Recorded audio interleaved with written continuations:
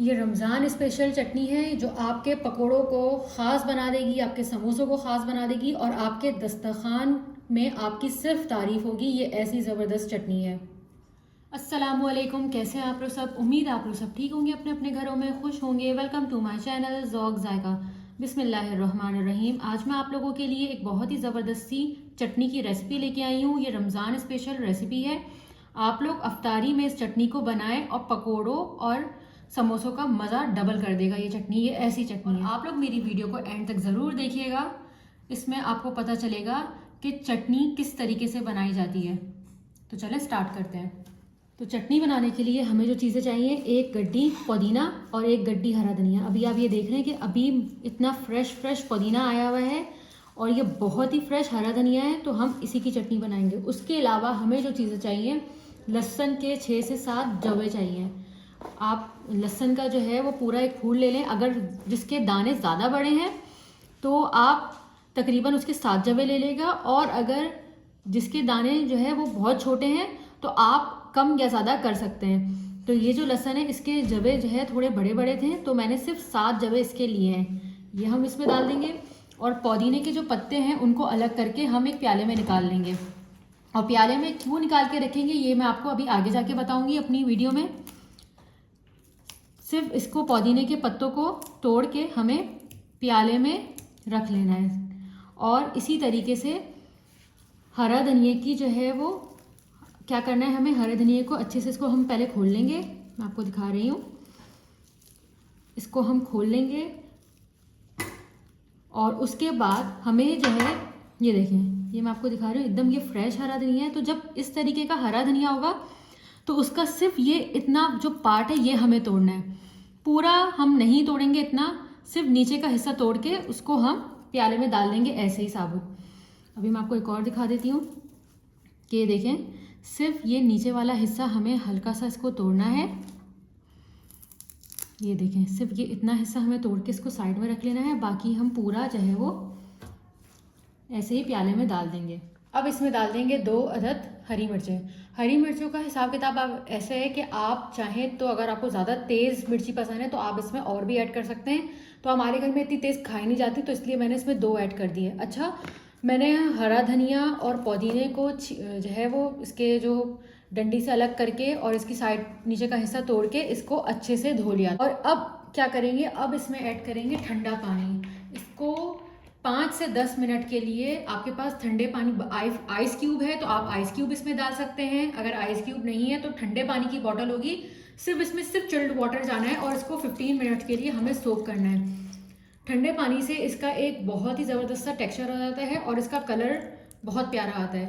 तो बिल्कुल chilled water होता है, उसमें इसको 15 मिनट के लिए 10 से 15 मिनट के लिए इसको सोक करना होगा। ये देखें, अभी जैसे ही ठंडा पानी मैंने इसमें डाला है तो एकदम ये खिलखिला गया है। ये देखें, अभी आप देख रहे हैं कि ये किस तरीके से इसका कलर थोड़ा सा हल्का हुआ है। और इसको हम थोड़ी देर के लिए और रखेंगे तो ये बहुत अच्छा सा एकदम चिल्ड हो जाएगा और बहुत ही ज़बरदस्ती हमारी चटनी रेडी होगी। तो मुझे इसमें थोड़ा सा पानी कम लग रहा है, अभी मैं इसमें पानी थोड़ा सा और ऐड करूँगी। इसको ये देखिए, इतना ज़बरदस्त ठंडा पानी है। आप जब इसको इस तरीके से अपने घर में बनाएंगे तो आप ये खुद देखेंगे, जो बात मैं कहना चाह रही हूँ शायद आप लोग को वीडियो में नज़र नहीं आ रही है, ये एकदम ज़बरदस्त सा। ये जब ठंडे पानी में डालने से पहले जो ये चीज़ थी, अब वो चीज़ रही नहीं है। अब बिल्कुल एकदम ही बहुत ही ठंडी हो गई है और इसका कलर बिल्कुल चेंज हो गया, बिल्कुल थोड़ा सा लाइट कलर सा हो गया है। अब इसको हम सोक करके रख देंगे। चलें, अब इसको जो है वो 15 मिनट्स हो चुके थे, तो अब मैं इसको पीसने के लिए लेके जा रही हूँ। उससे पहले जो लोग मेरे चैनल पर नए आए हैं, मेरे चैनल को सब्सक्राइब कर दें, लाइक कर दें, शेयर कर दें। आप लोग मेरे चैनल को सब्सक्राइब करते हैं तो मुझे बहुत ही ज़्यादा मोटिवेशन मिलती है, तो इसलिए मेरी चैनल को सब्सक्राइब कर दें और मेरी वीडियो को लाइक एंड शेयर कर दें। चलें, अब हम इसको पीसना स्टार्ट करते हैं। इस तरीके से हम उठाएँगे, जितना इसका पानी गिर सकता है इस तरीके से पानी गिर रहा है। जब ये ड्रॉप गिरने लग जाएगा तो अब हम इसको इसमें ऐड कर देंगे। इससे ये होगा कि इसमें पानी डालने की ज़रूरत नहीं पड़ेगी, जितना इसमें पानी रिक्वायर्ड होगा उतना पानी इसमें खुद ब खुद आ जाएगा। बस इस तरीके से डालें। जैसे ही ये पानी गिरना शुरू होगा, अब ये ड्रॉप गिर रहा है तो अब ये हम इसमें ऐड कर देंगे। लहसुन को, चटनी को, सबको इसमें डाल देंगे। इतनी प्यारी खुशबू आ रही है इसमें पुदीने की। ठंडे पानी में डालने से एक तो इसकी जो खुशबू है वो और इन्हेंस हो जाती है, पुदीना और हरा धनिया की एक स्मेल होती है वो और भी ज़्यादा इन्हेंस हो जाती है। अब पीसने से पहले इसमें हम कुछ मसाले डाल देंगे। सबसे पहले इसमें डालेंगे सॉल्ट।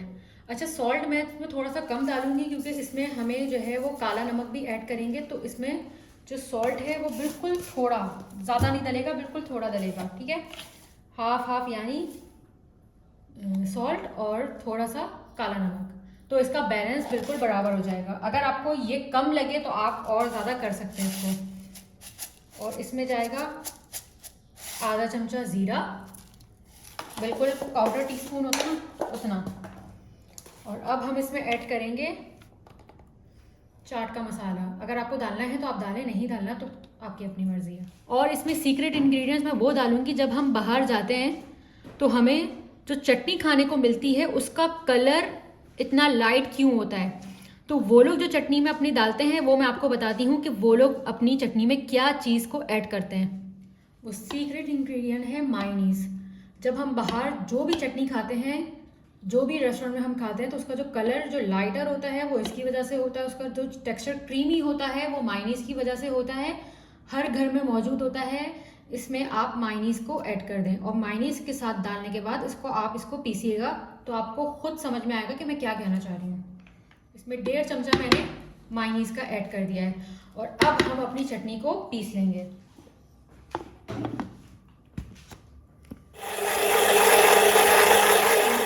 चटनी जो है वो बहुत अच्छे से पिसा गई है, तो अब हम इसको प्याले में निकाल लेंगे। ये देखें, इसका टेक्सचर क्रीमी और इसका कलर लाइट। ये इतनी मज़ेदार चटनी रेडी हुई है।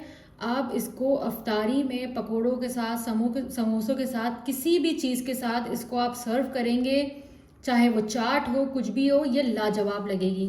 तो इस तरीके से चटनी आप ज़रूर बनाइएगा।